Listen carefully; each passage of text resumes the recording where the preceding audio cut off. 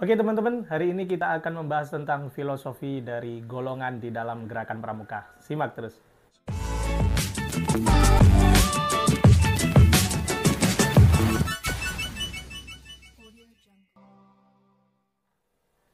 Selamat datang di channel Prasmaja TV. Di konten kali ini kita akan membahas tentang materi pramuka, yaitu filosofi golongan di dalam gerakan pramuka. Di dalam gerakan pramuka sudah diatur bahwa keanggotaan itu diukur dari segi umur, bukan dari kelas ataupun kuliah, jenjang sekolah seperti itu ya. Tetapi pramuka itu diukur dari segi usia. Yang pertama, bahwa golongan di dalam pramuka ini sebenarnya punya sejarah yang sangat dalam sekali. Jadi kita menentukan golongan atau usia di dalam gerakan pramuka itu ada romantika perjuangannya. Oke, tapi sebelumnya silakan tekan dulu tombol subscribe-nya agar kami semangat dalam membuat konten video dan jangan lupa bunyikan notifikasinya. Terima kasih. Oke, baik teman-teman.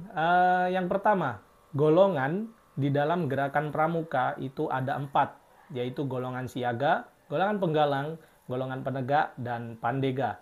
Ini golongan di dalam anggota pramuka, maksudnya peserta didik seperti itu ya. Jadi ada 4 golongan. Ya, ini kalau bahasa di dalam gerakan pramuka memang golongan. Ada yang menyebutnya kelompok, tapi kita di pramuka itu lebih familiar dengan sebutan golongan anggota pramuka atau peserta didik seperti itu. Yang pertama, golongan siaga. Golongan siaga ini diambil dari romantika perjuangan kebangkitan nasional yang ditandai pada tanggal 20 Mei 1908.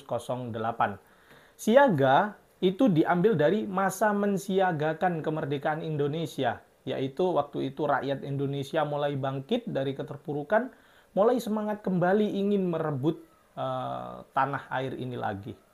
Jadi makanya di tanggal 20 Mei 1908 ini ditandai dengan kebangkitan nasional. Dari situlah nama siaga digunakan di dalam gerakan pramuka menjadi golongan siaga. Setelah itu ada golongan penggalang. Ini ada masa menggalangkan kemerdekaan Indonesia, mengatur strategi bagaimana caranya kita merebut kemerdekaan ini. Dan di sini ditandai dengan Sumpah Pemuda pada tanggal 28 Oktober 1928. Di sini para pahlawan mulai merencanakan apalagi mempersiapkan semuanya hingga menjadi suatu modal untuk kita menyerang, untuk kita semangat kembali untuk meraih kemerdekaan Indonesia hingga mencetuskan Sumpah Pemuda. Kami putra-putri Indonesia bertanah air, satu tanah air Indonesia, dan seterusnya. Dari situlah nama penggalang dimunculkan menjadi anggota pramuka di usia 11 sampai 15, yaitu masa menggalangkan kemerdekaan Indonesia. Setelah itu ada penegak, yaitu masa menegakkan kemerdekaan Indonesia yang ditandai dengan tanggal 17 Agustus 1945. Yang dimana kemerdekaan Indonesia telah kita raih dengan tanda bahwa Insinyur Soekarno sudah membacakan proklamasi. Lalu yang keempat yaitu pandega. Di sini adalah pandega artinya memandegani, mengisi, mengelola kemerdekaan ini, bagaimana caranya Indonesia ini nanti maju, Indonesia ini bangkit membangun, dipandegani oleh kaum-kaum muda. Jadi mulai dari siaga, penggalang, penegak, dan pandega. Siaga itu berusia 7 sampai 10 tahun. Penggalang usia 11 dan sampai 15 tahun. Usia penegak 16 sampai 20 tahun. Dan usia pandega 21 sampai 25 tahun. Ini filosofi di dalam gerakan pramuka tentang siaga, penggalang, penegak, dan pandega. Saya punya filosofi golongan ini, saya dapat dari pembina saya. Ini mungkin tidak ada di buku-buku ya. Lagi-lagi saya tidak menerima dari buku, tetapi saya langsung menerima dari pembina. Memang saya banyak sekali belajar dari para pembina-pembina saya dulu. Golongan siaga ini diibaratkan eh, kita memegang pasir ya. Ini ya. Golongan ini kita ibaratkan memegang pasir. Nah, ini saya dapat dari pembina ini. Kalau siaga itu ibaratkan pasir itu kita genggam erat seperti ini. Nah, ini siaga. Kenapa? Karena pembina itu harus betul-betul membimbing, mengawasi dan 100% ada di genggaman pembina. Jadi sedikit sekali para pramuka siaga ini berkreativitas. Nah, ini perlu dukungan, perlu arahan dari pembinanya. Makanya siaga itu perlu digenggam erat seperti ini agar tidak gampang membelok ke kanan atau ke kiri. Nah, ini. Jadi ibarat kena angin itu tidak tidak jadi masalah seperti itu karena sudah dipegang erat oleh pembinanya. Nah, yang kedua ada penggalang. Penggalang ini diibaratkan kita menggenggamnya itu separuh seperti ini. Nah, jika kena angin dia sudah sudah bisa.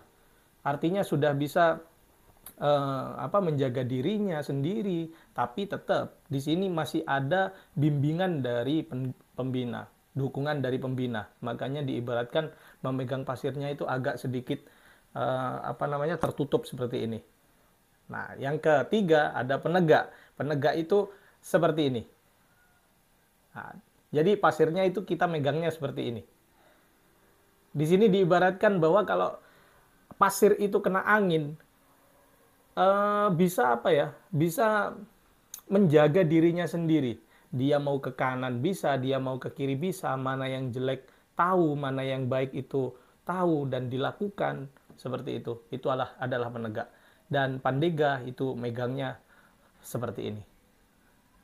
Jadi pandega itu adalah usia yang sudah matang, usia yang sudah tahu mana baik, mana yang benar, dan kreativitasnya full dari para pandeganya itu sendiri. Makanya dinamakan pandega, memandegani.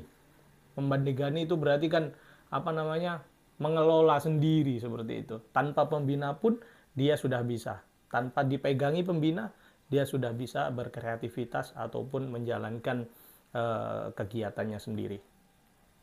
Itu filosofi dari pembina saya. Mudah-mudahan teman-teman di sini paham. Kalaupun tidak paham, mohon maaf. Saya menyampaikan ya seperti ini. Jadi mungkin agak bingung ya. Karena jarang sekali saya membuat konten video. Apalagi di depan kamera seperti ini. Beda sekali kalau saya menerangkan di peserta didik saya dan mungkin di teman-teman saya seperti itu. Mungkin itu filosofi dari saya tentang golongan dalam gerakan pramuka. Ingat ya, golongan di dalam pramuka bukan ditentukan dari sekolah ataupun kelas, tetapi golongan di dalam pramuka ditentukan pada usia, seperti tadi yang saya sebutkan. Terima kasih, jangan lupa like, komen, dan subscribe. Kalaupun kalian ada request, silahkan tulis saja di kolom komentar ataupun hubungi nomor yang ada di deskripsi. Saya Muhammad Nurul Huda. Salam.